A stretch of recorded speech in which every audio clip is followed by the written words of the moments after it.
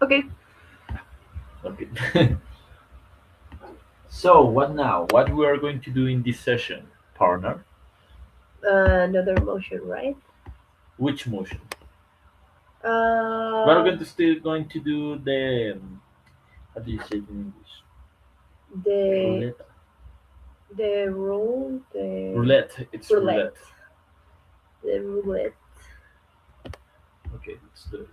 But you have the roulette, or I need to. No, I don't have it, but we can do it Okay.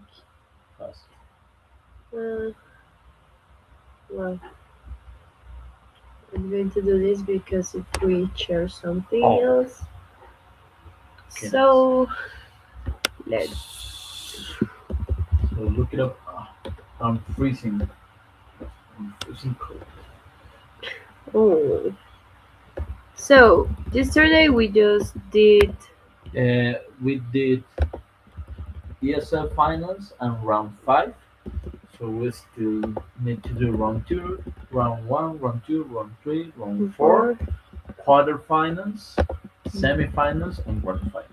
Okay. For quarter finals. I don't know if it's okay. The road that I did. Mm, No, what? it's okay. Did it this way. We If the just. word is right, Yeah. okay, yeah. Semifinals and On final.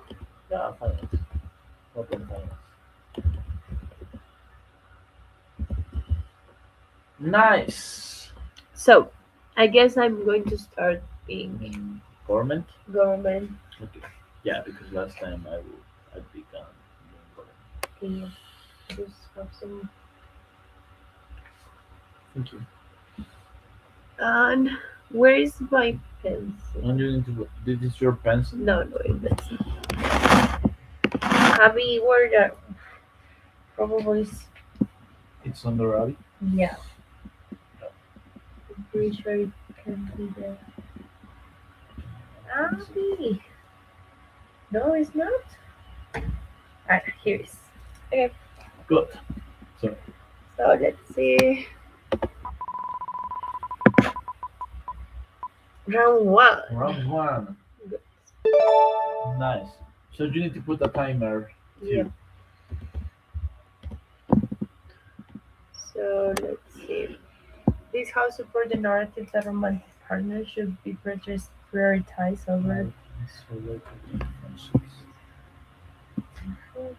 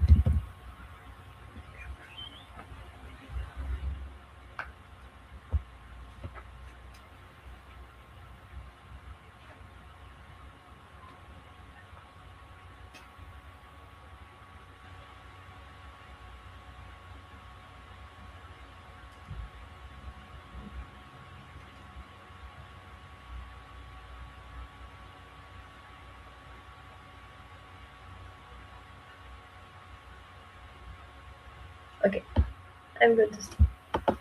Okay. So there's 10 minutes.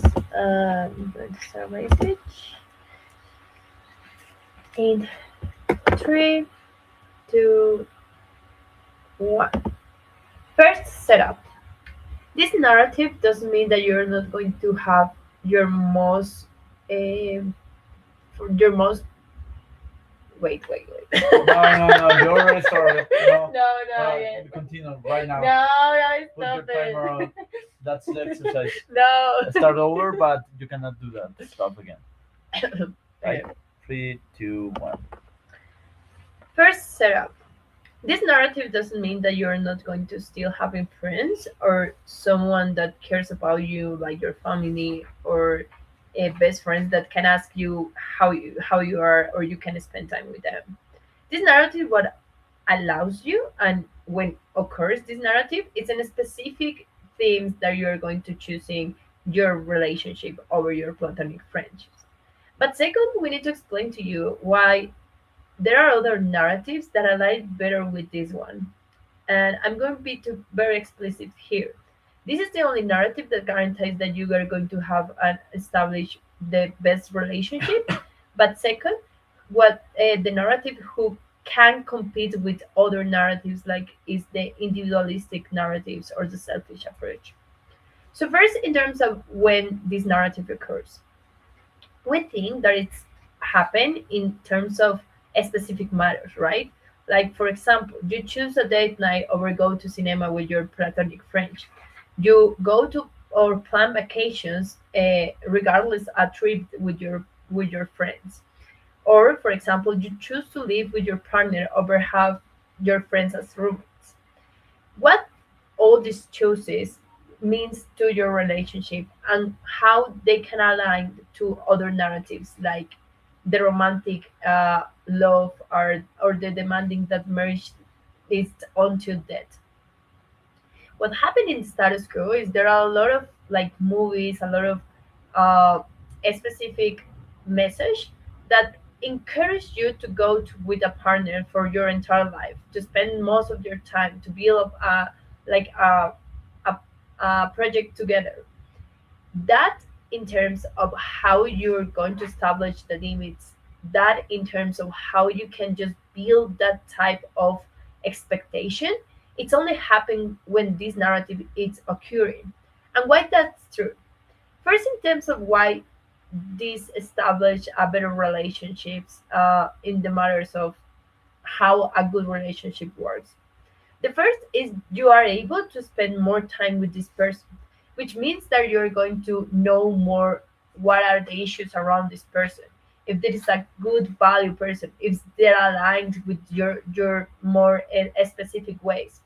But regardless that what opposition can say, they can say that oh you're still having like enough time with your partner, but what happened in our side of the house is the quality and the much longer time that you're spending, right? If you're choosing for example live with your partner over your friends, that means that you're just spending the night with your partner. That means that you know when this person is sick, you can spend the time with him or with her or them, in order to just be the companion. And in these times is when you're learning how this person just run their life, how this person just choose to feel or have or encourage times that can be difficult, can be happy or whatever. The second is about the trust. Notice some in the relationships there are a lot of biases about how the love work, because you believe that in most of the cases if your partner is unable to prioritize you over a party or over a call or something like that, is when you build insecurities about yourself and you believe that it's not enough love for you. So it is just create like a difference or like a wall between you and the building the trust. When you are having more time and you are prioritizing your partner, that is a message that is very clear about the understanding of what their feelings of your partner are and why you are choosing your partner over other persons. That it means that it's a significant person for you, that you are going to choosing in the sickness, that you are going to choosing if if this person is bad, is sad, or whatever. The third is about the quality and the intimacy. Notice something. The intimacy just occur when you feel fragile about exposing yourself. And when you have this prioritization, is when you are more able to open with that person because you believe that this person is something that you can trust over time. That if something happened between your friend, their friends, their family, or whatever, it's going to select you or choose you, whatever it matters. Which means that it's not like a short-term decision just to share with them or with him or with her the significant circumstances that you spend or what is something that harmed you. The second thing is about why this generates more emotional awareness in terms of the competitive narratives that are individualistic and selfish. Notice something. There's a lot of managing like around the world just saying that you need to do whatever you do with yourself. You need to overtake or do a selfish approach of your dreams. Only with this narrative is when you select, for example, to go out with your partner, for example, for another country, because that is what allows you to continue the relationship. That is when you're able to sacrifice actually the most important things for you because it matters in the terms of the psychological way. But that also helps you to build a better ground in order to balance the ways that you are approaching for this relationship. But before I'm going to give the POI. I mean, that second argument that you are saying, it's not about prioritizing my relationship over my personal needs. It's about your friends. This doesn't make sense in the Yeah, but comparative. if the narrative is around your friends, it is more likely that you're able just to prioritize in other matters also. It means that this is like in a scenario that helps you to understand that you are, yes, probably going to sacrifice some of your family or some of your stability in terms of your own country, but you can be with this person regardless, even if you are it's not your priority dream or whatever. But what I'm saying in this is that the three mechanisms that I give you, it make or build a better relationship in terms of how you understood the relationship. And that is better because people often feel just trapped in a ways that they are doing more for the relationship. They feel that they are just consuming for them because, for example, for gender roles, you are the one that doing the chores, the one that are doing everything on the relationship. So when you have this narrative, and when the prioritization, it's the matter that most occur happen. And if you are able just to sacrifice in some ways, regardless the friends, it is likely that you are going to still having this prioritization for your partner. Very, very proud to propose. Okay. So I will start my speech in three, two, one. Pena. Three, two, one. The first thing that I'm going to do in my speech is to explain some meta debate clarifications. The first things first is that opening government cannot argue how the narrative is going to be interpreted. What they have to defend is the existence of this narrative, but not how people are going to interpret it in the best way possible. That I think that is the burden of proof from government to fulfill, and they didn't fulfill it. The second thing here is that they are talking about mature relationship. That is to say that relationship when you are being an adult, you try to construct a life together with your partner. But this narrative is not only with the kind of with this specific kind of relationship, it's also for young people, also for teenagers. And notice that this is going to affect them the way that they perceive this specific relationship. But notice something, not all the people is going to construct a girlfriend relationship or a boyfriend relationship in order to live together and get married, because in the vast majority of cases people have a great number of relationships before uh, get the indicated one. So we think we have to protect the first relationship that are the most important in order to construct your identity and the way that you look up the world. The second thing here is how this is going to look like. Yeah, opening government already talked to you. This is going to look like when you have to do some trade-off, when you have to have this dilemma if going to a date or hanging out. But also it's about trust and looking for advice. The comparative is that in government, when you have to reach out some person for emotional support, You are first looking up for your girlfriend or your boyfriend, but second of all, you are more likely to give the reason and the correct answer to your boyfriend or your girlfriend instead of your friends in the vast majority of cases, because this is prioritization not only in time but also in who has the best advice and who's the one who knows you the best. The word of map to victory from opening opposition is very simple. We are going to explain to you that yes, in government you can still have friends, but in moments of crisis you are less closer to them, or they are less permanent by time, and you are more likely to not giving them like the reason that they need to in order to protect you from some red flags on or some dangerous relationships.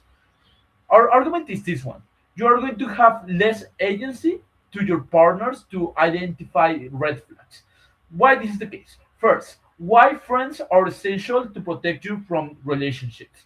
First, the first reason is because they are the ones who knows you the best. They are the ones who knows when you are not being yourself in order to create some appearance. Are the ones who know the best your preferences and what you want in life and what you do not want in life. How they help you out when you are having problems with your identity or when you are not being yourself or happy in a relationship. First of all, they help you out because they can see things more objectively, like than you being in the relationship. Why this is the case? Because every time that we are in a relationship, we are biased because we are in love.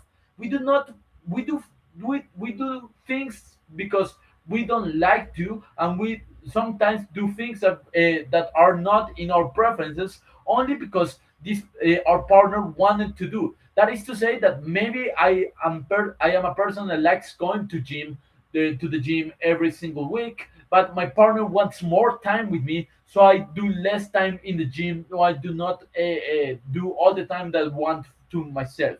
How my friends help me out in the moments that I'm trying to betray my identity or betray my preferences. First of all, they talk to you directly. That is to say that they give you some type of intervention, like you need to focus in yourself because you are trying to prioritize your mental health or the things that you like. But second of all, the method that they do to reconnect you with yourself, you try to do some activities together. That is to say, you used to love football, let's go to play football together again. You used to love to go to the gym, so let's go to the gym together again. So how this narrative Yeah. is affects the way that the friends can help you. First of all, because you are more biased against listening to your friends. That is to say that prioritizing this narrative, you are not likely to listen any advice that it goes to against to the commands of your relationship. That is to say, if your girlfriend is um, talking to you that she needs more time, and you spend a lot of time with taking your care of yourself and not taking care of the relationship, you're more likely to be against any advice that is contrary to that commandment. But second of all, is that in the moment that you are creating a Yeah. direct conflict, that is to say that your partner doesn't has a direct conflict with your friends, you are more likely to abandon your friends in the first place in order to please your relationship. The problem here, and here's the key impact: there are some types that bad people are going to Yeah. be part of a relationship, and we know that this is symmetrical. But the problem is the agency to help you out or reaching out from that conflict.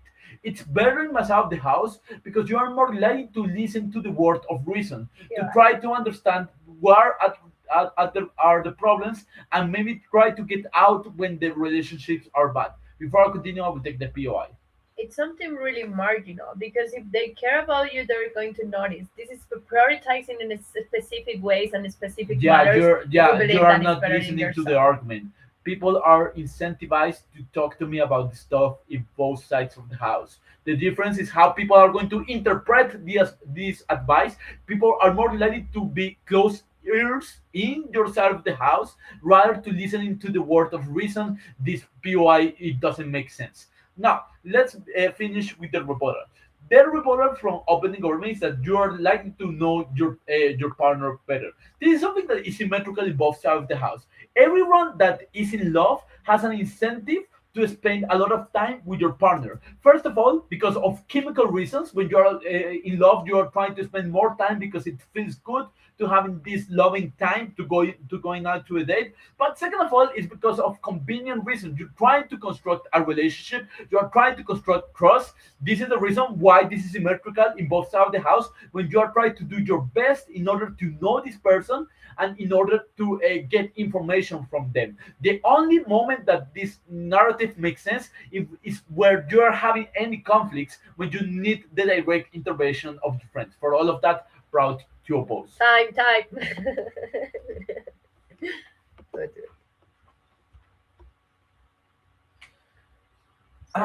So yeah, You want to hear our speeches, or what do you want to do? let's hear The the ones speeches that are recorded. Yeah, I like that.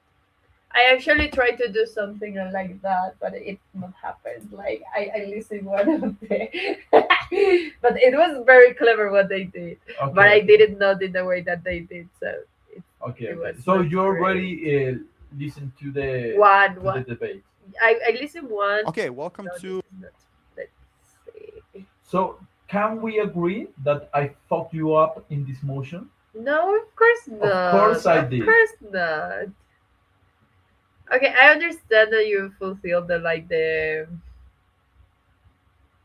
interpretation way that, but you also not explain why they're going just to be so, I don't know, so unfriendly with the advice of their friends, just Because because you have to prioritize your relationship over your friends. yeah, So which but advice is more valuable? The advice from your but partner, if it's something or from about your friends partner, with this narrative? you're not going to ask your partner like, oh, what I'm going to do about our relationship. Of course you're going to ask your family or your friends. It is like it's What? just super symmetrical. Shut the fuck up. It's true. And like That's what, not true. of course, I'm not going to say to you like, You oh, fucking lose what I this debate. should do, what I should do regardless my That doesn't partner, make and you are sense. my partner. No, that not makes sense. This house supports the narrative that romantic partners should prioritize. Who So who won? opening a position clearly an OG.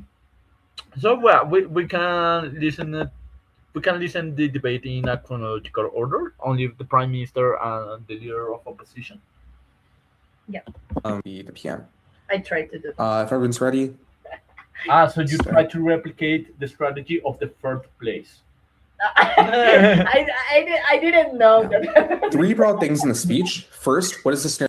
Start. In one matter, it was a good analysis in one part. The other one was very weird, but one part it was good. But Okay, I didn't know that it was the third one. we're going to listen why do you. But I think it was better than us. So I you know. Okay. Now, three broad things in the speech. First, what does this narrative look like? Why has there been a recent shift in how people think about relationships that's harmful? And just finally, simply, why is prioritizing this a good thing? I think first, it's important to characterize that people right now think that when there is a time or energy trade-off, they ought prioritize friendships in certain instances. We, however, think that if you have this narrative shift, people are willing to sacrifice those friendships and pursue the relationship instead. It means, like, for example, you are willing to move cities for the sake of your relationship when otherwise maybe you'd be more skeptical of doing that in the first place. It also just means the standard that you hold your relationship to are higher in the sense that the other independent things that you're willing to give up in exchange for that are probably more important than a friendship, just given that you spend more time with this person. The other thing to note is that this manifests in a socio-cultural context, which means it influences how you see relationships in the first place, how you actually understand relationships to be, all of which means that people internalize this in the context of the community and circumstances that they're growing up in. At that point, why is there a recent shift that is probably harmful, and why do we need a correction for this? I think recently what we've seen globally is a de-emphasis on romance, which is to say that in places like the West, there's been a new idea that, for example, you don't need a woman or you don't need a man. We've instilled this idea that people can be wholly independent, and if there's any minute harm in the relationship, they ought leave because they must reclaim their self a sense of independence, and they'll always have friendships to fall back on.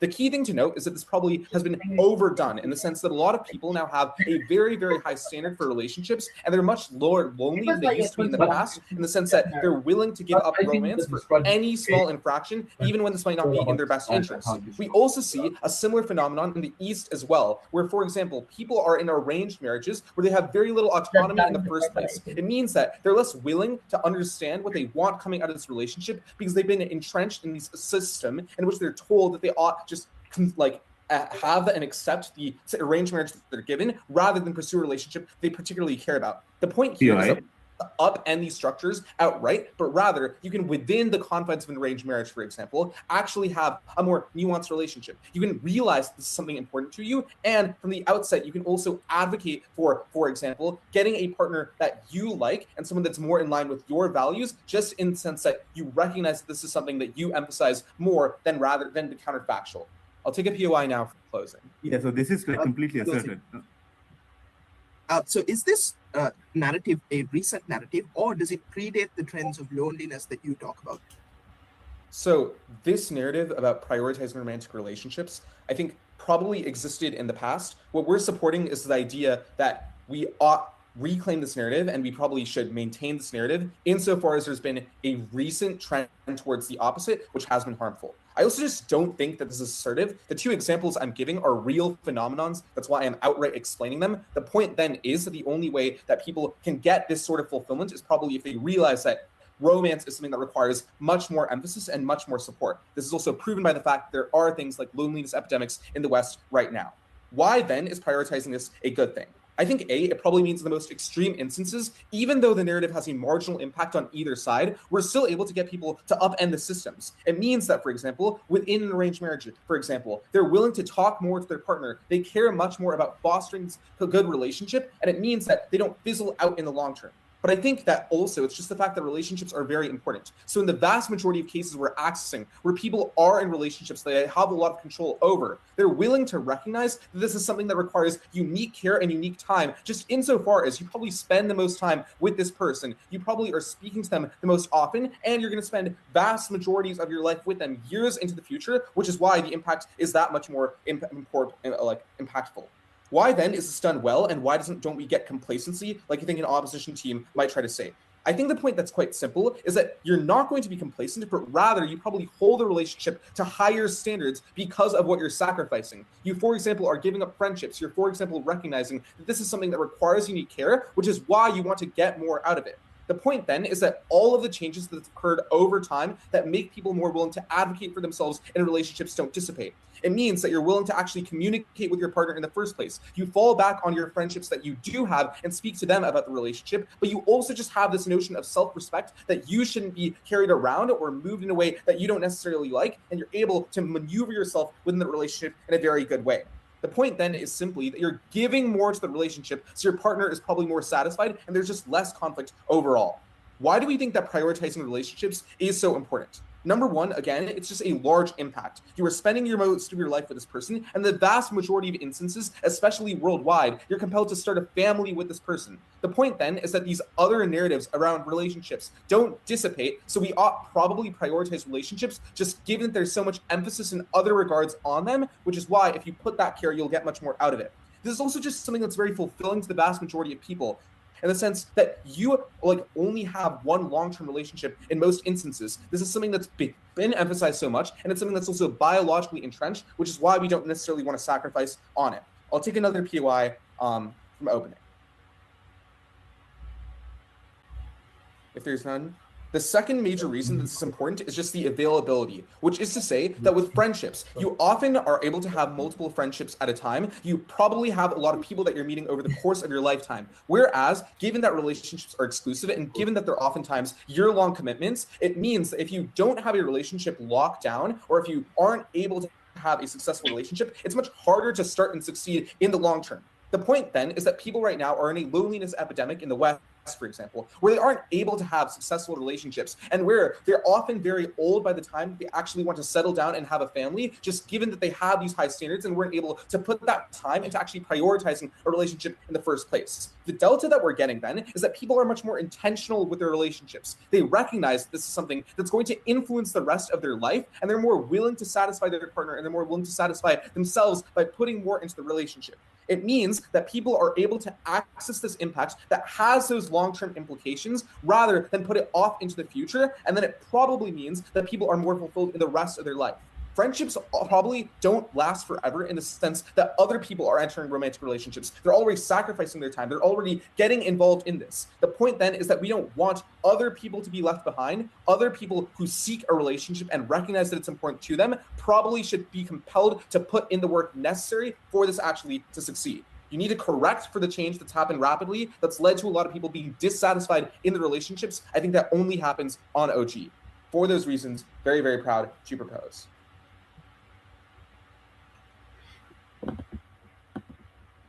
Audible and everything, I guess, right?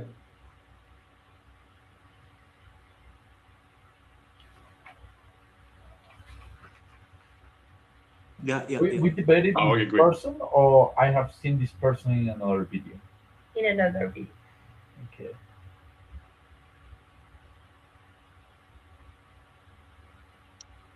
Panel, I want you to look deep within your souls and fact check a bit of government case.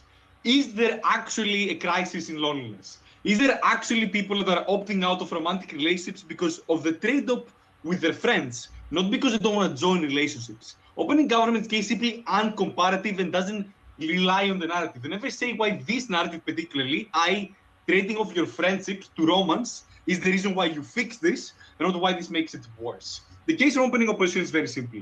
One, that this simply makes you feel more isolated within your relationship, and B, that if you have more variety of friends and romances, you maximize your own preferences, therefore being able to live a more fulfilled life. But before that, some simply very obvious things. People will want to spend time with their partner under both of the house. This is because one, they chose their partner, therefore they probably like them a lot and they want to spend time with them. Secondly, because of the romantic need and biological imperative or whatever, that they want to be with their partner in order to sustain some kind of romance. But three, because there's just one person in comparison to your entirety of your friend group. So you're way more likely to spend time with them. This means that overall, in the status quo, without this narrative in the first place, you're likely to spend time with your partner. But B, this narrative probably manifests in decisions where you have to make a decision between your partner and your friends, a trade-off. Therefore, inside government, you're more likely to opt in for your partner than your friends. Very clean so far. What does this mean then for opening opposition? Makes you feel more isolated in relationships because you grow a larger dependence on them. Why does this narrative isolate you within relationships?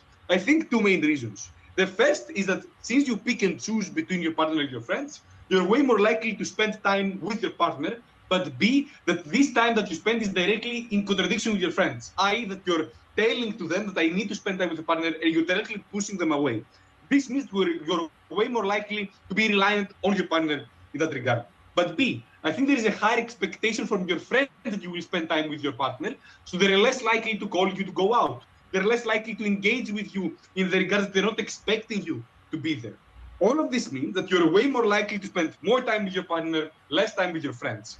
However, this grows even worse the moment that the open government says that you choose the city that you stay in based on your partner, that you change your life based on them, since that means that you directly alter how many relationships you have, how many friendships you know. So it makes it even harder for you to know new friends, to learn new friends. Therefore, it is way more likely that you're isolated within your partner. Why then does it create immense harm within your relationship? I think three things. One, you grow a larger dependence on your partner. Now, this is not inherently a bad thing, right? However, it grows particularly bad when you You know have what? only your What I have learned from seeing the videos, it's like sometimes keeping it simple is the best thing possible. I think that we are so advanced in Spanish to do more sophisticated arguments, and we try to replicate those sophisticated arguments in English. But in order to replicate in the best way possible, we need a lot of vocabulary that we do not have, and Yeah. that's the main reason why we are not clear. Maybe we need to do more simple cases. Yeah, and like this one. Partner, or you spend more time with your partner. This is because, one, you rely on them for your own emotional vulnerabilities and needs. This means that you put a larger burden on your partner to carry with you. The moment that you're anxious, you're not going to call your friends to go for beers or something. You're going to go directly always to your partner, that they may also struggle from stress, that they may also struggle from these feelings. So you're necessarily dumping those feelings on that partner, expecting them to manage it. B, in problematic relationships, i.e. relationship might be toxic, you're truly reliant on that partner. Notice, the moment you don't have friends to call you out because you know you have rose-tinted glasses over the relationship, it is way more likely you stick around that relationship. Since you yourself know that the narrative says that I need to spend most time with my partner, therefore in that moment you're way more likely to dig yourself a deeper hole in that relationship. This can have a large impact, from small impacts, wasting your years in a relationship you don't like, to very bad impacts, relationship can be extremely problematic, even abusive to an extent, being less likely for you to leave them since you have less friends to call you out on the behavior. You have less people that can monitor the relationship. So you have isolated from the rest. I think this impact is immense. But three, I think you have more hatred towards your partner in open government. This is because you have isolated yourself from your friends. Therefore, you are way more likely to project your own problems to your partner since they are the only person or the biggest person in your life.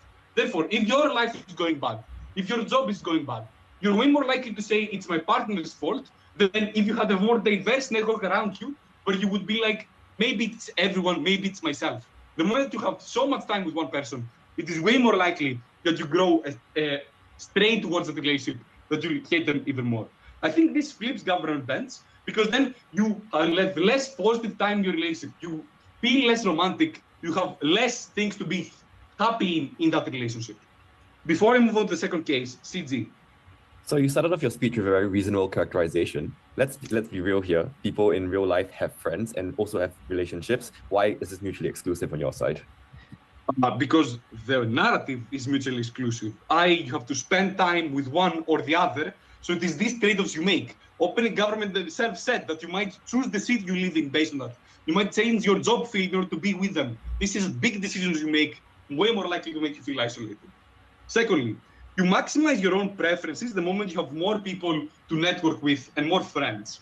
Why are you more likely to find less friends in government? I think two things. One, you go out less, right? Because you're with your partner, you're doing less things with new people. This means directly you meet less people, you have less time to meet new people. But two, I think you preemptively spend time with you preemptively try to not reach out for new friends, since finding new friends has an active cost. You don't know if they're going to be friendly to you, they don't know if they're going to stick around. So since you have your partner, it's a more sure bet to be with your partner than chasing out new friends. All of this means that you probably don't find new people or find less people the moment you don't actively take the risk to chase them. Why this hurts you in the long term? I think this people want to do different things in life, right? I want to do debate, my girlfriend wants to study law. Very different things. This is important because I think, one, the moment you have less people in your life that do your own hobbies or that do similar events with you, you're more likely to force this into your own relationship. That your own needs and needs be forced on your partner, even if they don't want this necessarily. This is bad because they are not into that in the first place. But B, if you don't force them into this relationship, you directly have the trade-off of you not being able to achieve this. If my partner wants to go out and watch movies and I want to bowl or something, go to bowling, then I'm not going to go bowling, which is necessarily a trade-off I have to make in my life. In opposition, this is not something that happens, because the moment you have a variety of friends, you can pick and choose which friends does your hobbies that you like and do everything you want. So for all of the above reasons, vote up in opposition. Thanking. Should we? Oh, nice. What? Maybe I would like to watch the Yellow? responses from Was what would yellow? There's only one debate of round one recorded. Yes.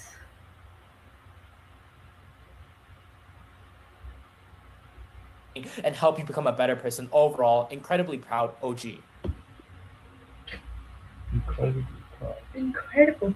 Incredible. Thanking DPM, calling the other. I Hi, am I audible? another idea. Yep. Yeah, okay. If I like drop out or like if I get laggy, just tell me, I'll switch off the camera because I've had a history of that happening sometimes. I think the problem with opening government is that they don't understand this is a narrative motion. Majority of the benefits that they've highlighted for relationships and why you'd want to prioritize your partner are wholly uncomparative because those incentives are just biological, right? Panay has already highlighted the fact that you have a biological incentive to want things like intimacy, want things like spending more time with the person that you love the most. You also have like biological incentives to want to have things like sex. You also want to have a family with this person. You inherently naturally spend more time with your partner because you probably live with them or you probably like share a lot of like shared interests with them. So majority of the explanations opening government gives is just wholly uncomparative and not exclusive to why you need this specific narrative of prioritization. Because inherently in many cases, you already spend a large amount of time, a large amount of your life with your partner. Where then does the comparative lie? In many cases, this narrative uniquely pushes people into doing things they don't want to do within their relationship, otherwise because the narrative itself pushes you. Why is this the case? I think the first reason is the way this narrative in many cases manifests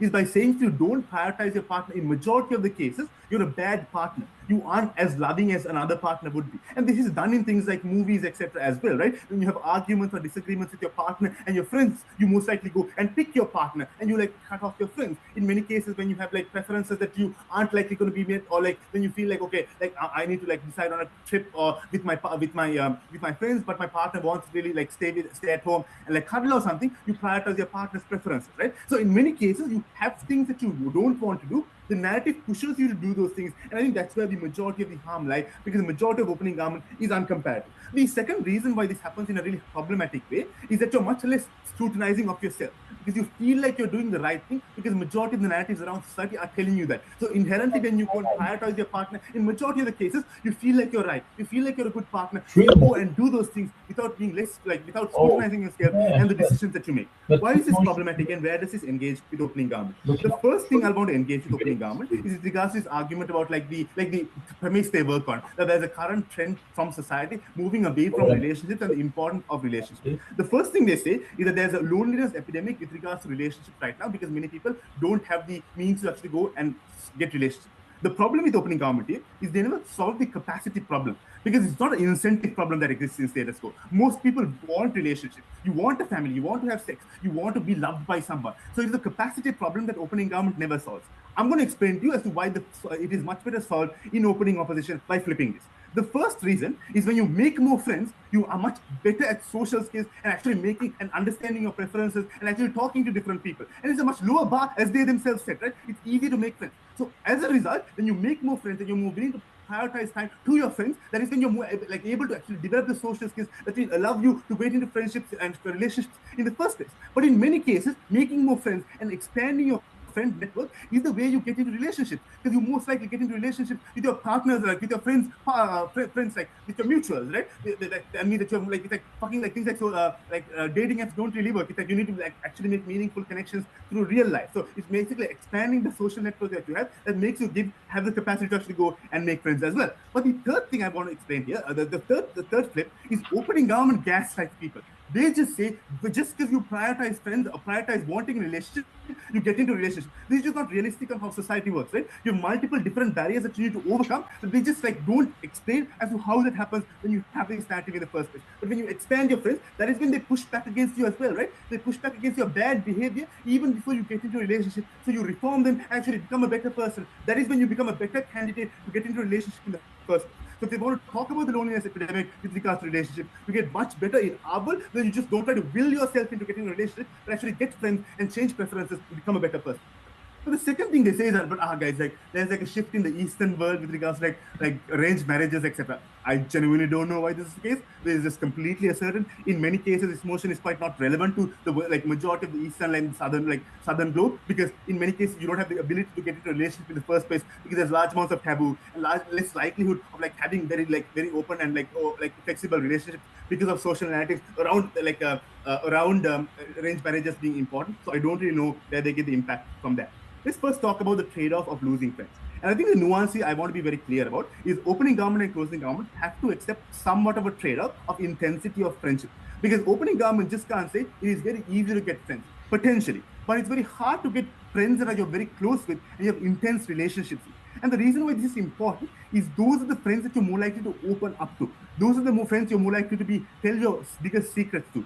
Open up about your emotions and actually talk to them about the deeper secrets that you actually want to care about. This is very important because without that intensity, you never are emotionally vulnerable with your friends.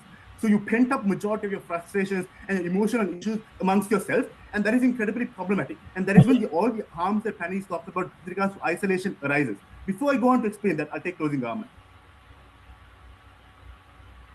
Surely people are not stupid. If they have to cut off some of their friends, they'll be cutting off the less important friends as opposed to the close friends that they already have and retain.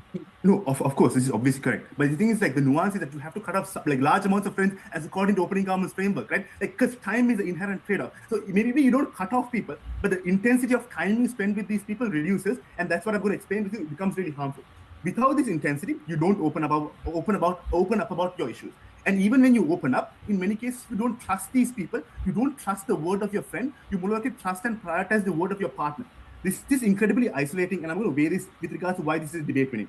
One, this most likely impacts the most vulnerable people who will have less amount of friends, who are most likely manipulated, have massive power asymmetries with their partner, who can be manipulated and isolated better. This is incredibly harmful for these people. One, because they have very little opt-out in these situations. Because when you feel like your only outlet of emotional well-being is your partner, you can never leave your relationship. That is when you need friends. And not just friends, very, very good, strong platonic friends that you have in-depth emotional connections with, because you feel like that is somewhat of a replication. But two, in many cases, if you don't know a person intensely, you will never actually open up, and they never have the capacity to actually change your life in a meaningful way by giving you advice. And the way this should be weighed is this is the most intense thing in this debate, right? It is the most intense when you get manipulated or get isolated, and all the harms manifest in incredibly problematic relationships. Finally, we'll talk about preference maximization. No responses from opening government. Our explanation is very simple. In many cases, we preemptively don't try to make more friends because you feel like that's going to be a time trade-off with your partner. So you don't open up to going out to places. You don't open up to actually hang out with like your friends or your mutuals, etc. And this is incredibly problematic because you are already you're just comfortable in your own current situation without actually maximizing the benefits or maximizing the preferences and the happiness that you could have otherwise gotten in our world when you have a much better balance with regards to being more flexible, how you prioritize friendships and relationships. Nice. Thanking Sorry. Yellow, calling him shoot. So, So I was going to tell you this. what? So another idea that I have for our training sessions is by using ChatGPT In prep? no, in prep no.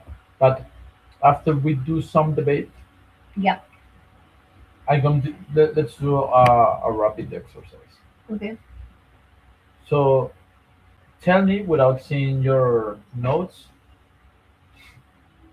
um, how this narrative looks like. It looks like the movie saying to you that you're a bad person if you don't prioritize your partner over your friendship. Looks like you feel bad if you're just having a night with your friends over just spending the night with your partner. It looks like I don't know. I think that is the two characterizations that I have in my mind right now. Okay. So why spend more time with your partner is important? Because it leads you like two things that are important. The first is more knowledge about how your partner feel about everything, even not only the relationship, but about their own concerns and their own circumstances. And the second is about the quality of time that you can spend with your partner. That is different just to having like not the dates with the long or prolonged time, or not the trips that you can like afford when you're prioritizing your partner and stuff like that. Okay. So I was having these ideas. So we can open up, for example, open up a ChatGPT and ask about narratives or something like that, like how it looks like. The only benefit that we can get from ChatGPT is the way that it is, Yeah. and not only for not for making cases, but for the way That is the image. presented. Yeah. Okay. So I think this is good. Um. So I will do this exercise fast right here. Oh, you have a lot of What you're going to windows do? open. When you where do you have the debate that we were watching? No, here. It's here. Nice. I don't know how your computer hasn't exploded yet. Bit obvious. Because it's very good to computer. No, this ChatGPT we were Yeah, no, it's also changing. Or not? but yeah, but it wasn't the one that. Sorry. Bless you. Bless you. So let's put the motion. And I'm going to ask about this motion, how this narrative looks like in the real life, and why it is important to spend more time with your partner.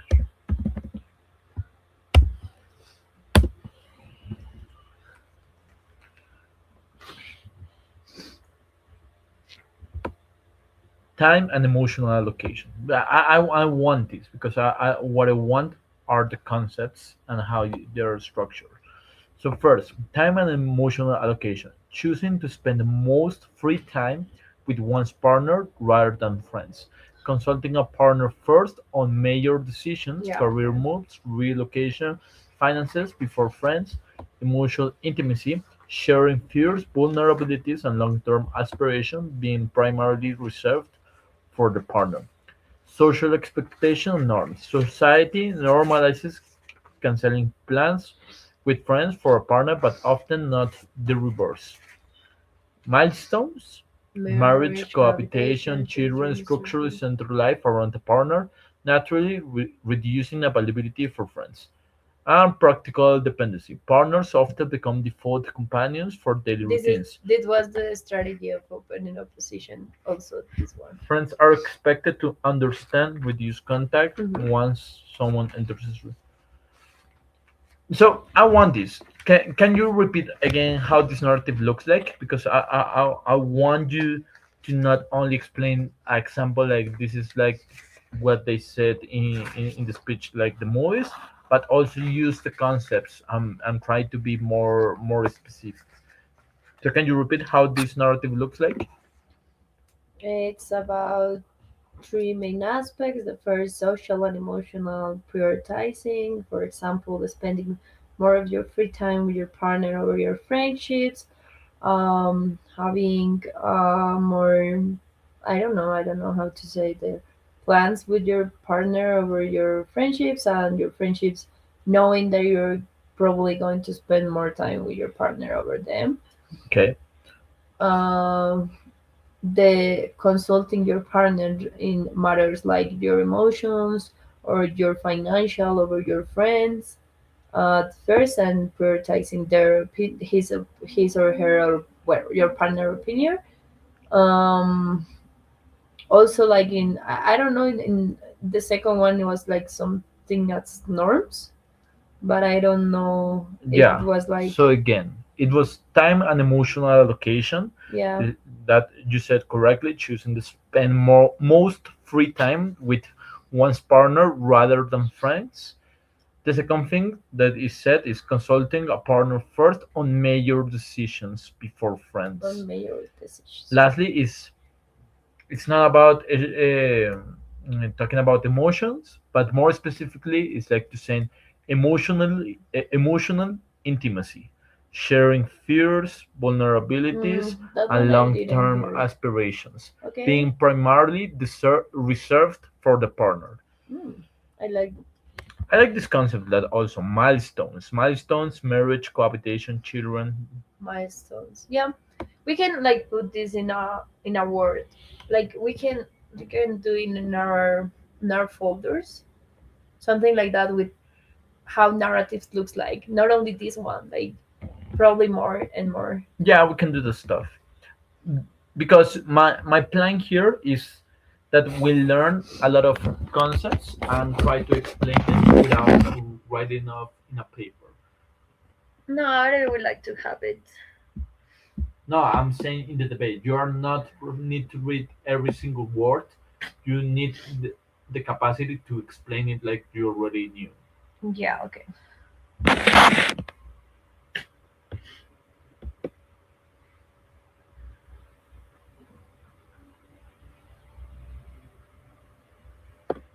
If you want, I can. The second part it says what is important to spend more time with your partner, relationship maintenance and prevention. Intimacy is not static. It requires regular interaction, communication, and shared experience. Time together reduces misunderstandings, resentment, and emotional distance. Second, emotional security and mental health. Mental health. A constantly present partner provides stability, especially during stress, illness, or crisis.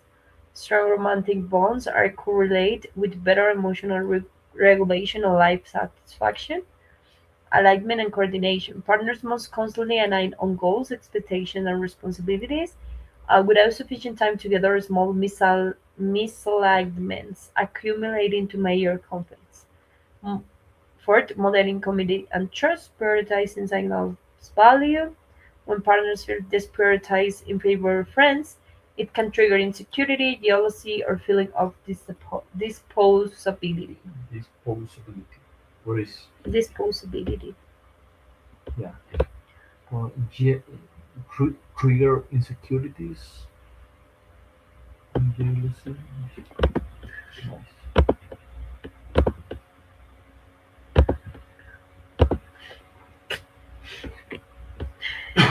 I like this. Okay. Um, Because I was doing the stuff, but with the financial system motion, because I want to know like concepts and explain by myself. Like you can ask me, what is a hedge fund? What is a mutual fund? What is a pension fund? How private equity firms works? Like I because as we saw in the prep time of the EUDC, yeah. they do not spend time trying to explain concepts. They already knew the concepts. They are more spending time discussing the strategies. So Yeah. in order to unlock that ability, we have to have the capacity to explain in a best way possible basic concepts. Yeah, I like it. I'm going to put this to here. Oh fuck. You can also write the motion. Oh, of course I'm going to write the motion. If I don't, it will not be understood by. Um, but I don't want space like this. No, I want exactly. Yeah, I like that way. Motion, motion.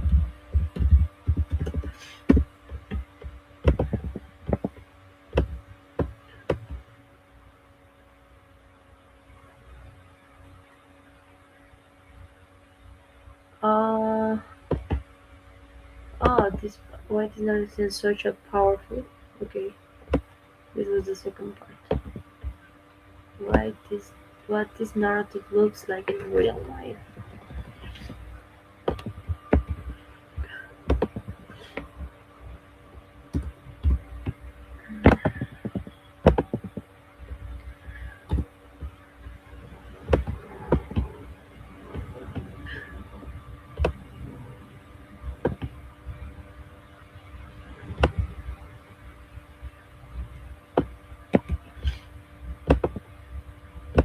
You know what is the other thing that I want to do? All the UDC exercises that we didn't do. Yeah, I think that actually that exercises are tied up with what we're doing right here. Yeah, there are.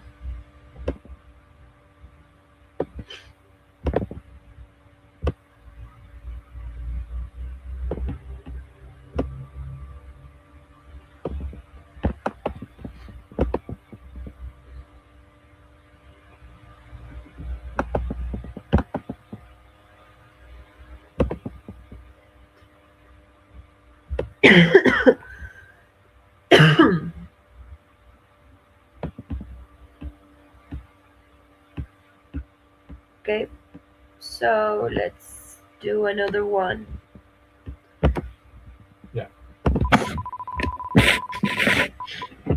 Round 4.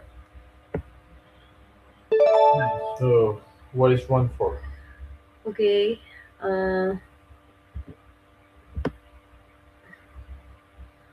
In developed countries, this house prefer a norm where most families have one child over another having 3 child. I'm being government, right? Yep.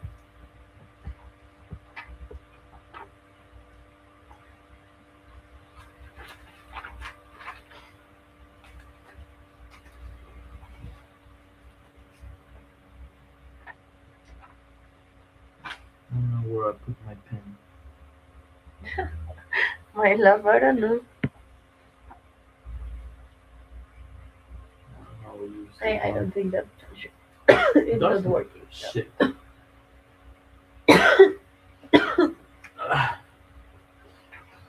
Where the fuck is the pen? Okay, the time is just running. Yeah, I know the time is running. No worries, I'm not going to ask you for that.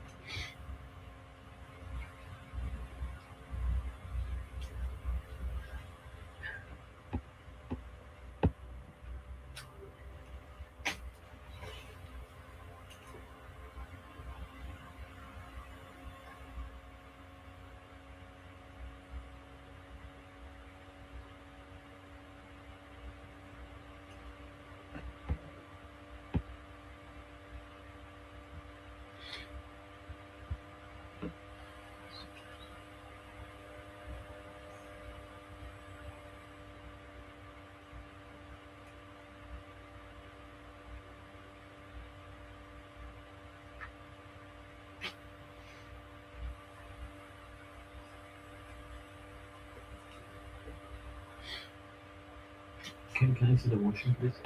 Yep.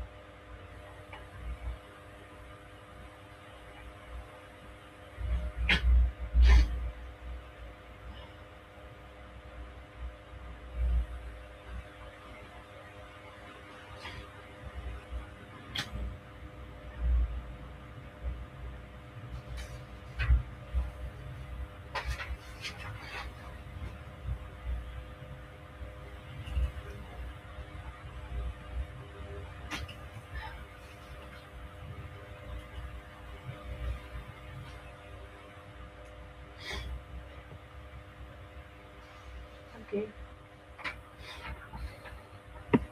Okay, so I will start my speech in three, two, one, now. The roadmap to victory from open government is very simple. We are going to explain to you why having large families is difficult, and second of all, why having a norm of one single child is gives you a better dedication and attention to raising up this person. So the only setup that I'm going to do in this debate is why we are talking about developed countries, and we have to do some clarification. Maybe we are talking about the developed countries because the adjudicator team wants to balance this motion and don't want to be extreme arguments. But we have to do some nuances in order to explain to you why this creates some restrictions to the families. First of all, obviously, in developed countries, you have some type of public services and you have some type of stability. However, it doesn't mean that in every single time people doesn't have like restrictions or restraint from their income. In places like the United States or Europe, you still have middle class people with restraint of income where they cannot have like a huge privileged life, and they can also have some specific type of savings in order to sustain their planification over time. But second of all, this doesn't mean that you are not going to have some essentials that are costly. Note, like for example, education is something that is very costly in the United States, but also in places like it's London or is or other places of Europe, or other type of services like it's healthcare are not cheap services that you can easily access to in the vast majority of cases. That being said, we are going to run our argument, and that is to say why you can still have a better family planification and why this is important. Note something: the problem with having a three kids norm or having like a large family is like raising up a child is something that requires first money, but second of all, a lot of time. This is very difficult in the vast majority of cases. First of all, especially for women, because in cases when women try to raise up their child, they have to suspend their job, and also they are not working in the normal status. The problem here is that they are losing they are losing experiences, or they are being like relegated by companies. But second of all, this is difficult to every single parent because affects your personal achievements or your personal planification. That is to say that when I'm having a kid, I'm not I cannot do like a career planification like going to a PhD because this requires a lot of time and I have to use this time in order to raise my child. Why having one kid is better off? So first of all, is because it's less money spent. That is to say that you are more saving of your income, and this is good. First, because when you are having more savings, you can be protected from a single crisis, like for example, when you are falling from a disease or sickness, or your kid needs some medical attention, you can pay the bills of this medical attention and also access to the best medical health care. But second of all, is because of the upgrade of life. That is to say that when you're having more income, you can give a more better education for this person. So this person has more access to a social benefits or to access to a better job in the future. The thing here is that you are having more income because you only have to spend fraction of your money just to one single person, not only for three persons. You don't have to spend a lot of money in food, education, healthcare to different types of people. But second of all, here's the thing: you're having more time in myself the house to your own personal achievements.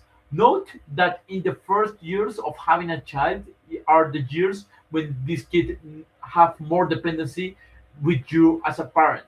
And in the moment when this person becomes a teenager or even a teenager adult, you can be more focused in your personal achievements, like going out to expand your career, like acquiring a new job.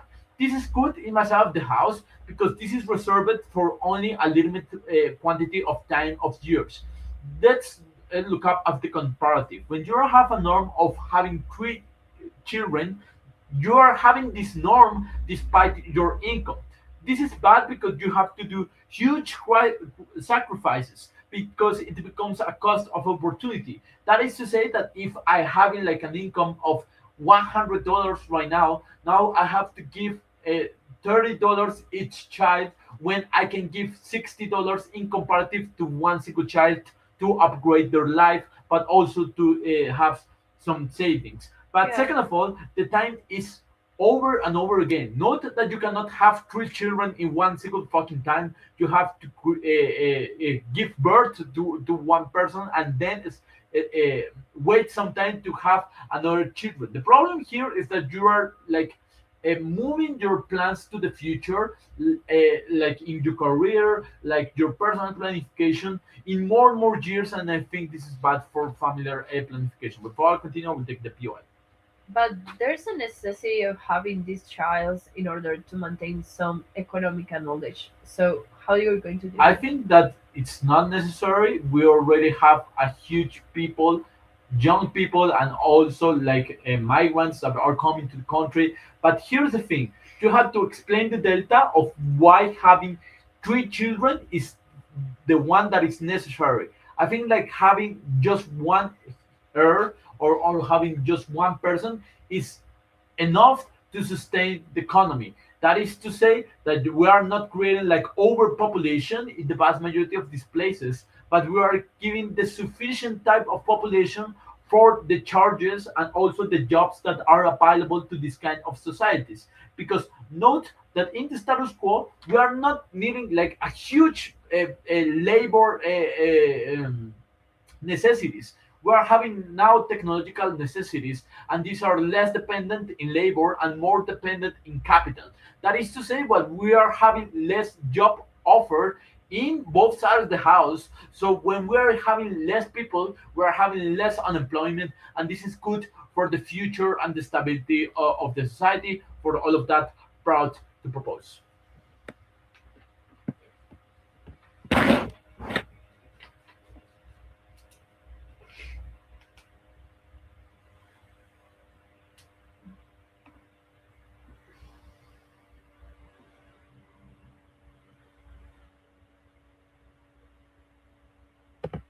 I think the problem with OG is that the case is really not not comparative. There is something. The burden of families just to raise one child or three childs, it can be accommodated in different ways. In which matters. If I have three childs, this is probable that you perceive or have this perception of that you have a harder born, which means that it's more likely that your friend, your family, your grandma, your mother help you out in the raising of them, and it is quite happening. But second, we're talking about developed countries. It is likely that they have au pairs, they have like a structural, for example, gardens to put their child when they're just can be without their mothers. They have a law system that allows parents and mother to share the first years of their child. So I don't believe that burden of just raising one or raising three it's something that is comparative or is very hard.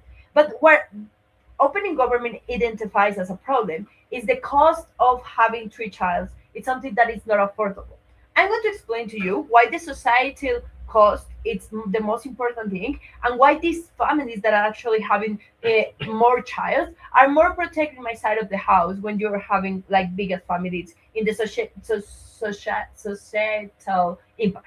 So what is happening in the developed countries and what is the framing that we need to do?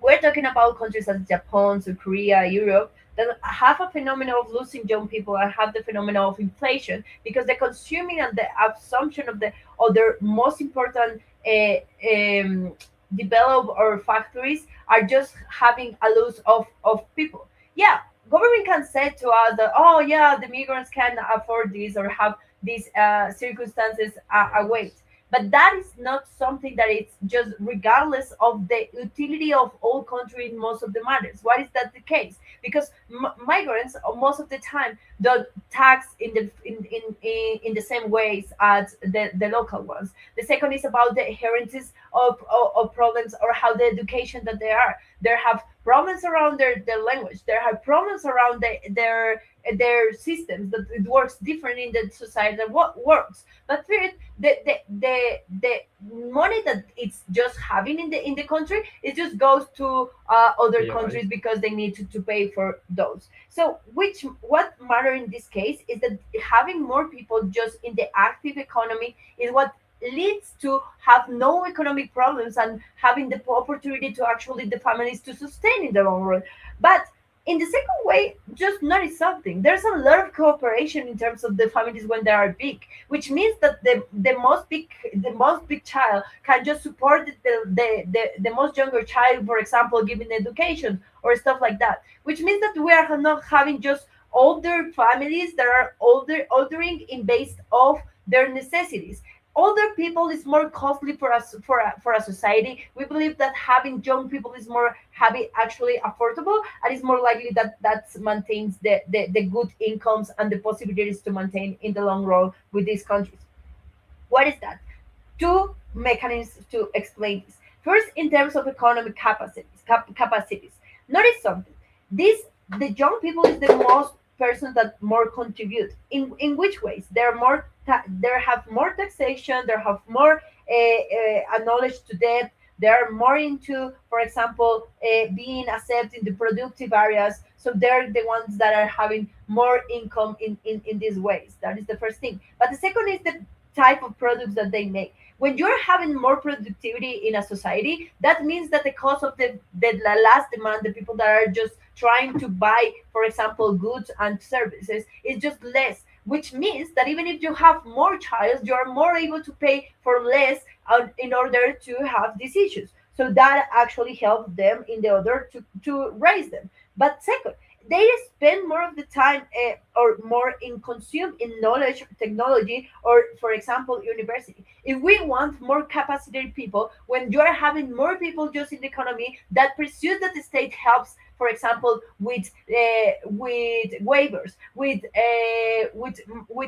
with actually providing them free education systems. We're having like the important knowledge to put the money there, but because the older people is less likely to be around the world. So about these countries. So what is more affordable is just to put the money into the jumps in the jumps. But the second thing is about the advocacy that they have and how Yes. there are more political awareness. If you look like in the check of the world, there are more informed and do, for example, what Gen Z is having around the world, right? There are more awareness about what the issues that are relevant for them, which means that are more able to actually don't just fight injustice. Even if in the case of, for example, just having one child, it is not in the necessities of having this more time just to spend for having news or for reach or for actually like compose a cooperation based on the young people that is existing, because there are less than the old ones and they're more into the incapacity to do it.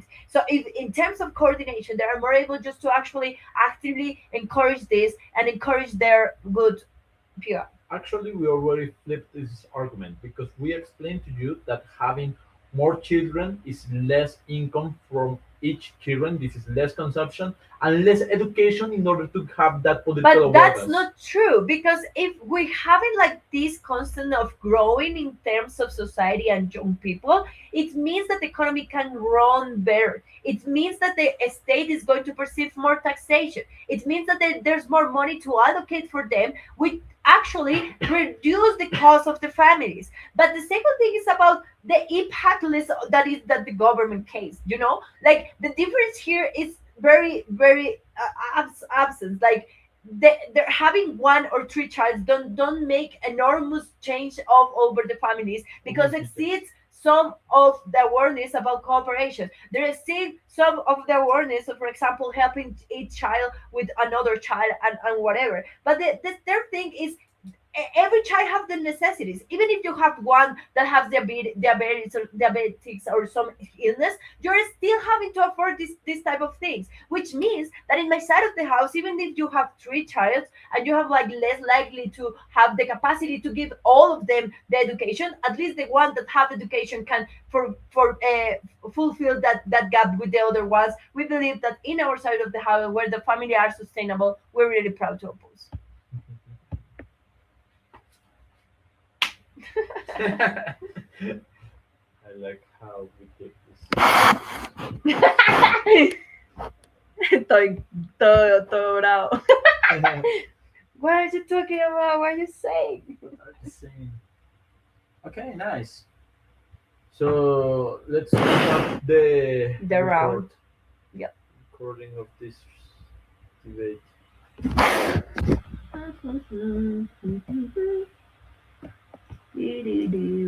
Round 4, right? Yeah. Look up who won the round before. Yes.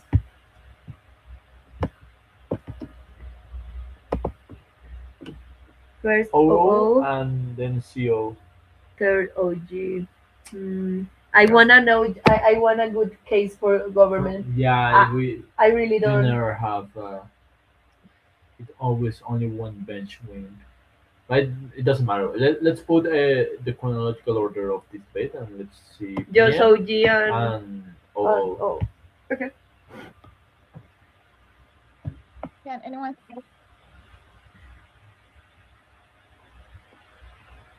Sorry, just a minute. And like you said, despite these people, sorry, I'm just talking to my mom. They're a lot better than us, so we can still learn a lot of things. Learning. Yeah. Well, that's why.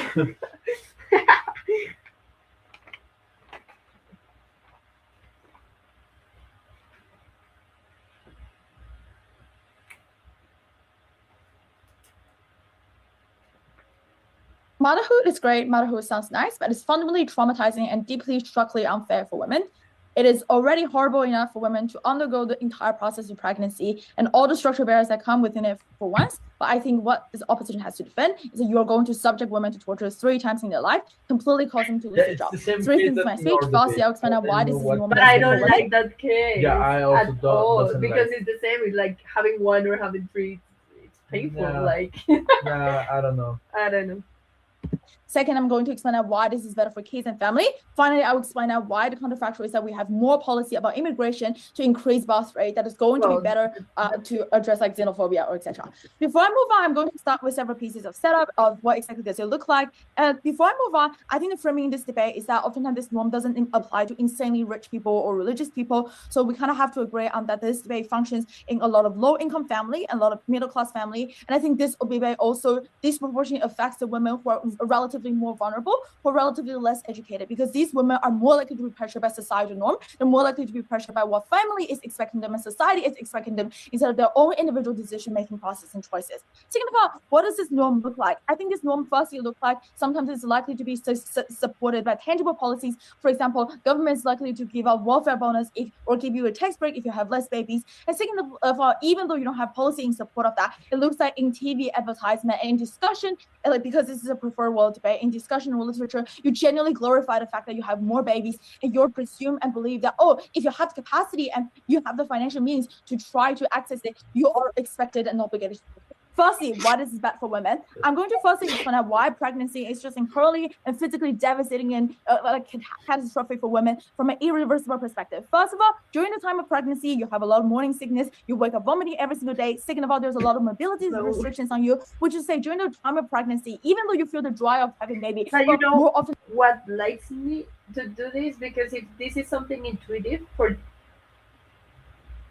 like, I don't know, like in terms of debate, we should prevent it, like symmetricize that in the first speech, you know, like okay, even if there's a case of the vulnerability to a woman, we believe in both sides there's some type of vulnerability, like having one or two it doesn't change like the amount of pain that you're suffering.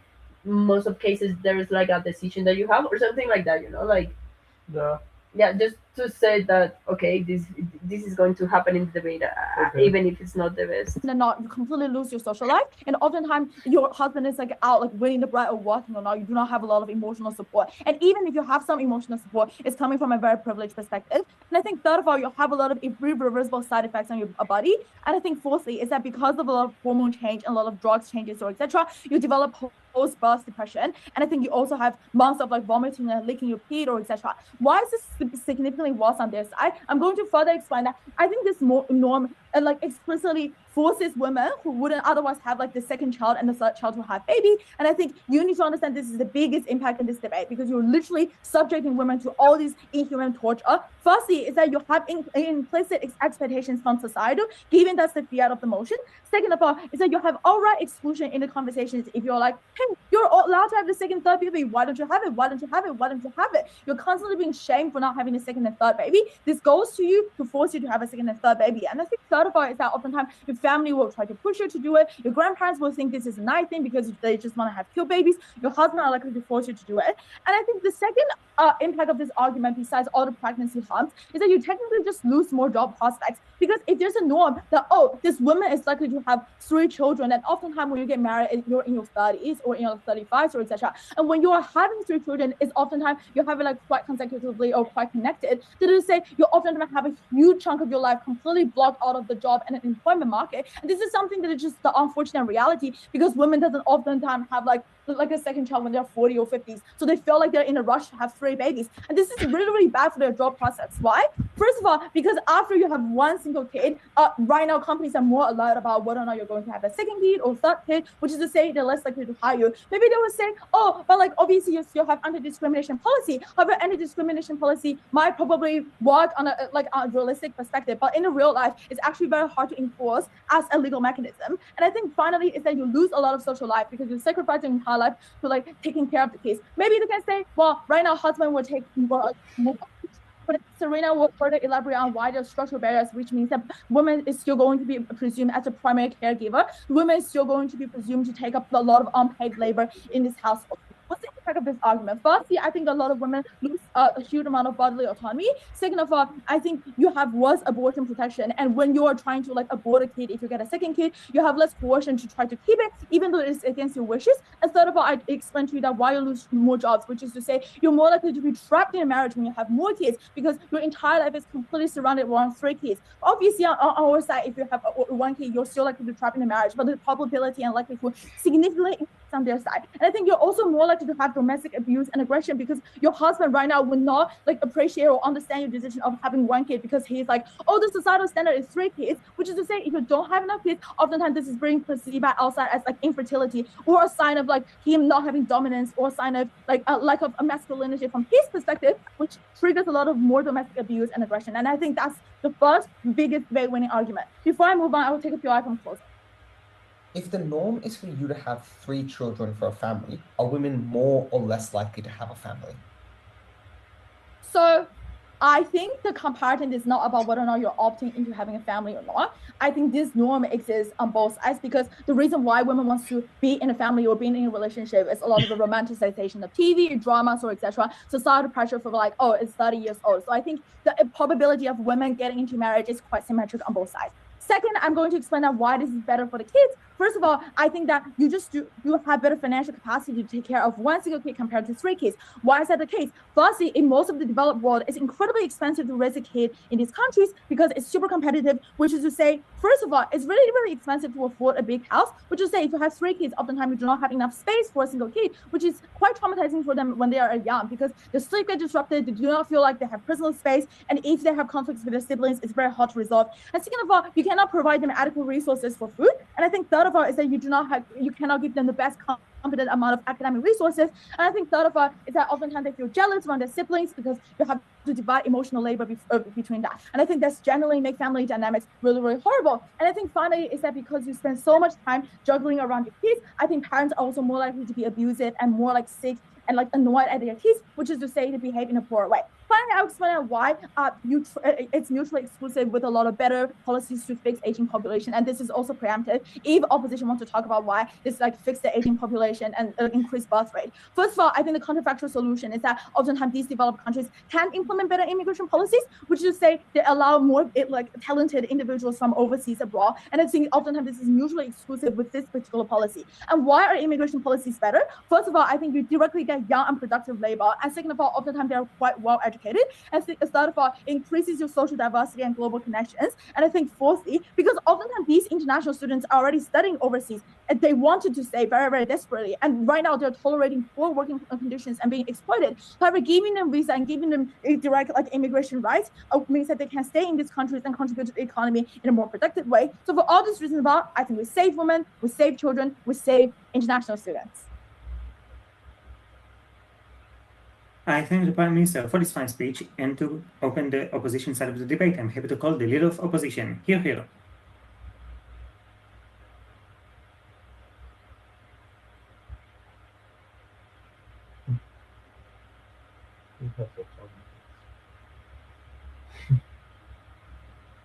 Brilliant. If I could get POIs verbally, that'd be fantastic. I will not be looking at the chat.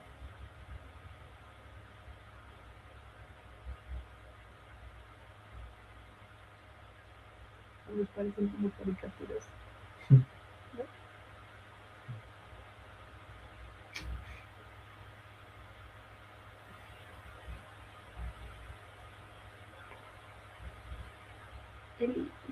I think opening government think a little bit too small here, that no, immigration is not enough to offset what is a crazy inversion of your probably demographic pyramid and how it works in your individual countries. Why that is really, really bad, even if you do get immigration filling some of those gaps. Let me be really clear what the manifestation is, and then we'll also talk about children and why they're actually probably better off in 3-child homes. On the manifestation of how this actually works. When you have 3 children as the norm overall, you stay at a replacement rate population-wise on opposition. That's because A, not everybody follows the norm. I think opening government gives a bunch of good reasons why there'd be lots of families, individuals who don't want to do that. There are lots of families who don't want kids, other things like that. And B, because not everyone gets to the point of familyhood overall. So you probably stay at a nice even 2.3 replacement rate kind of level. And with a norm of 1, that means that those same 2 factors, and you probably fall even lower than that. So you're like well below 1 on your replacement rate overall. Now they're saying here, this won't be an issue because immigration will be sufficient to cover these kind of things. I'll explain why that doesn't work when I go through actually the economic harms of this inverted population pyramid. But the first thing I want to note here is like the scale of immigration required to cover this basis is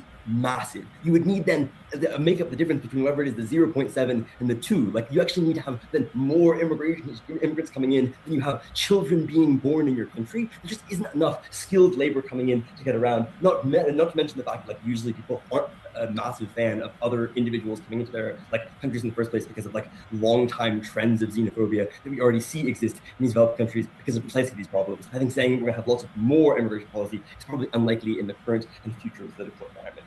With that said then, there are 3 specific harms that I want to mention on a macroeconomic level that will be really disastrous when you have this big problem in terms of your demographics. The first is just on the policies that you enact, because politicians appeal to electorates and political parties appeal to their bases and future bases, and both of these groups heavily consider the demographic makeup to which they are trying to appeal. And when you have many more old citizens than young citizens, or middle-aged citizens than young citizens, you get much worse policy A, because all the middle-aged people care more about the things that are most proximate to them, those being the short-termist kind of things that will affect them most directly, and B, because it's really easy to fool those people into believing that real future threats that they might otherwise care about because they have children and grandchildren won't happen or aren't significant because it's much more comfortable for those people to believe those things. So in the real world, this is why all the middle-aged people are much less likely to believe in climate change or vote for green policies, even if they do believe in climate change, and why they are much more likely to vote for things like running big deficits, because the harms of going into lots of debt is bad for people in the future who have to pay back that debt or use debt servicing to pay it back every single year, but aren't nearly as bad for the old and middle-aged people who are voting for those policies. That means that those are the kind of policies that are heavily passed on Gov over time as those electorates become the most politically powerful. And we already see that in countries where there is more power, because there are more people in sort of like the 50 to 60 age, this already happens, why baby boomers were so powerful in the American election and things like that. Importantly, immigrants cannot solve this problem because they usually can't vote because existing people don't like the idea of like having non-citizens be able to vote in the first place. So you need like really like good ways of getting them to actually achieve citizenship in the first place. It's just like not something that you have the capacity to do in sort of lots of competition for the skilled labor that they're talking about. What does that mean then? That means all those short-term policies that are much more likely to be passed on government than on off. The second note is on Social Security, because you probably can't afford to pay Social Security anymore in the ways that you were predicted to earlier, because there just aren't enough young income earners to actually subsidize the Social Security that exists in various countries. And we see this happening already in places like the UK, where the idea of Social Security requires lots of young earners who are then paying into the system so they can later benefit from it. But instead, if you don't have nearly as many young workers over time, it means that you can't benefit from those same types of things. Because lots of elderly people rely on Social Security to literally just like live because they can't afford to work anymore, they don't have the physical capacity to do so, and they lack the financial education to have like a pension that helps them in the long run, it means that that Social Security check is actually what they live on. Like lots of people in the absence of that Social Security check literally could not live. I think that's a really hard crime, a really hard punishment if you actually just don't have enough income earners to subsidize Social Security anymore. People thought they would get that out of it in those instances. And because the people who are likely to, if we go by the opening government, it's like model is again unproven on immigration, probably those earners are lower earners and therefore can't quite facilitate the amount of Social Security that we need otherwise. The third and most important note on macroeconomic harms is debt. Because over time, this will massively shrink government revenues. A, because you have much fewer income earners, particularly high income earners, because the bulk of government revenue comes from income taxes in this way. And of course, these norms do apply to those people who are at the top, because they're the ones who are most socially entrenched in what individual countries actually believe. So the norms absolutely do affect the people who are earning the most money. I think that over time, government revenue shrinks insofar as you don't have nearly as many earners, and the replacement earners aren't making nearly as much money as they would have otherwise. So therefore, we don't have the amount of government revenue we need. But you also just have fewer consumers, so all of your other taxes and sources like VAT and a gas tax and a tariff also can't produce you as much revenue as you would otherwise like. I'll take closing now. Yeah, so the mechanism on short-termist voting incentives doesn't really make sense because the same people are still having families. They just have like one child instead of three. So why do we explain this? Because I knew this would be the response, and we said, well, they're easily fooled into believing that actually these real future threats won't happen because it's really comfortable to believe that these problems won't accrue for your children, even if logically they do. So like empirically, the old people don't believe in climate change, even though they should because they would affect their grandchildren. They just don't because it's much easier to believe the narrative that's propagated by certain politicians that said actually the issues are the ones that most proximately affect you. That's why it works. I already granted against this. Okay. What that means then is that the consequence of the debt thing here is that lots of government costs also shrink naturally because you have fewer people, but debt servicing doesn't. You've already accrued the debt. And so that debt is already really massive and you're spending lots of money on it. Like the US spends more money on servicing their debt than actually on the military that they spend on the military overall. And like it's like 100 billion in the UK and more than $1 trillion in America. That's every single year paying back the interest on that debt. And so proportionally, when your population size shrinks over time, it means that you're spending more per capita on each citizen in terms of paying off debt. And therefore, you can afford to spend much less on welfare, like or other types of basic policies. And I think this is like a pretty empirical and obvious thing that happens if you're having less overall revenue and costs. Your debt servicing is the same. That's really bad. Now, actually, the debt servicing gets worse over time because every credit agency sees the existence of this norm and therefore knows that you're less likely to be able to pay off your debt, and therefore interest rates go up, means that you're paying even more than you would have otherwise. That means that you have much worse ability to actually like pay the things that you want to pay overall. The next thing I want to mention here briefly is why children themselves are probably better off, going against what opening government says in the same point. And here I'll hope that the panel aren't only children themselves. First, then, on peers. We think access to peers to talk to, engage with, having like siblings in the first place is really important in the first 5 years of your life, where it's most formative in how you engage in the future going forward. Because these people are more similar to you, so there's a more democratic interaction, and because other siblings won't put your interests first in the same way that parents do. That means that you learn really important skills through those interactions, things like empathy and sharing, and the idea of peer-to-peer communication, which means that you can express your interest and stand up for yourself overall. Your expectations also shift in the same way, because you are not the center of your parents' attention anymore, so you have to learn to wait, to be patient, or to make trade-offs and decide when something is worth actually bringing up to your parents. That's why empirically it's true that only children are like less able to then be successful socially in the future, and therefore it's better to have siblings than not. On both grounds, then, opening opposition. Okay. Nice. You want to listen to the dialogue? Or are you okay with it? I'm okay with it. Okay, nice.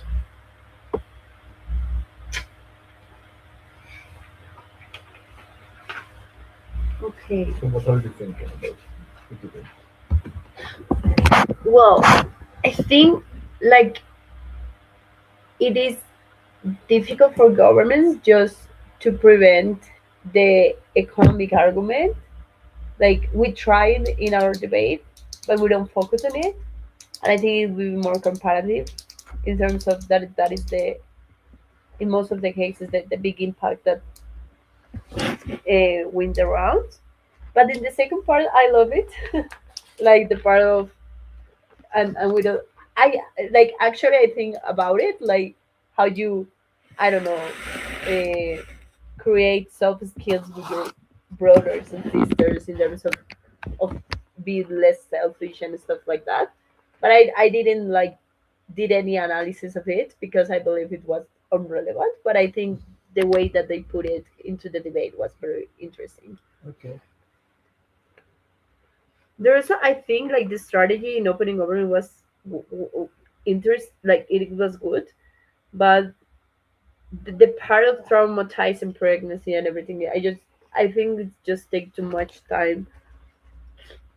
I mean, opening government had three arguments, but they spent a lot of time in the Just one, the first first one. argument, and Yeah. the rest of the case was relegated for only 1 minute or less to explain each one. Yeah. I think that's important. No? And that's get them isolated because they are Yeah. maybe they are winning that clash, but that clash is irrelevant Yeah. in the whole round. How this norm looks like. Mm,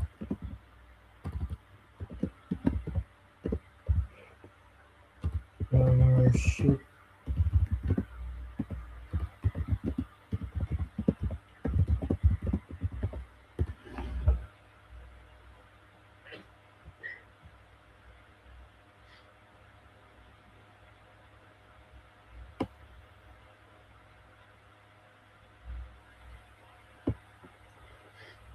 okay, it says the norm looks like this.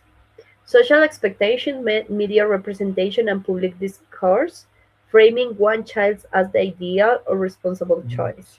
Workplace and lifestyle planning, housing, schooling, urban design, assuming a small living family units, self That is incentives. interesting because Yeah. we didn't assume how it's going to change the infrastructure of the Yeah, society. It's not. that is good.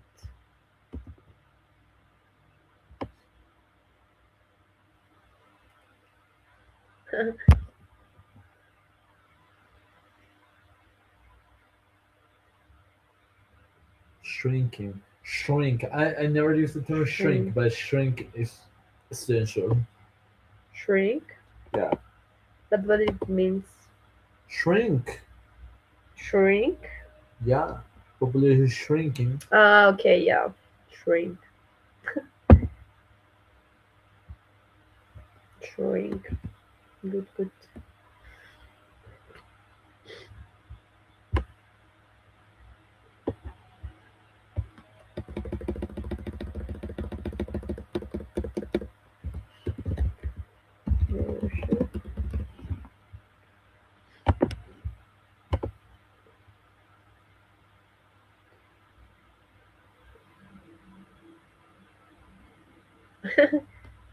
In this, families with 3 or more children would not be banned, but would be seen as deviant from the norm, similar to how very large families are perceived today in many urban settings.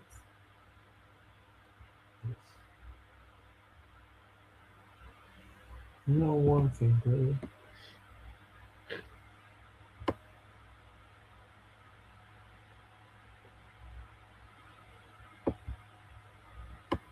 Progressive efficiency versus demographic sustainability in developed relationship by the collective survive. But I guess that is the problem with this debate. There's some points that are like that has a difficult clash to make, but Yeah. for that you need like a very strong ability to just make the ponderation. Like When the way ponderation doesn't exist. I mean maybe exists, but I have never listened. The ponderation, I guess, it exists. So for me, like I already told you, Yep. for me the ability of these debaters is to make things simple and so accessible. So yeah, because I think that we are having this huge problem that we are over analyzing a lot of stuff. Maybe we need to keep it simple and only do strategic weighing for every clash. Yep. I like. Because yesterday the round 5 recording blew my mind. Like CG won with a very simple case. Yeah. And I was like, yeah, it's stupid. It's very stupid the extension because it's so simple, but it's just strategically better. Yep. Yeah, I agree. Well, What are you doing?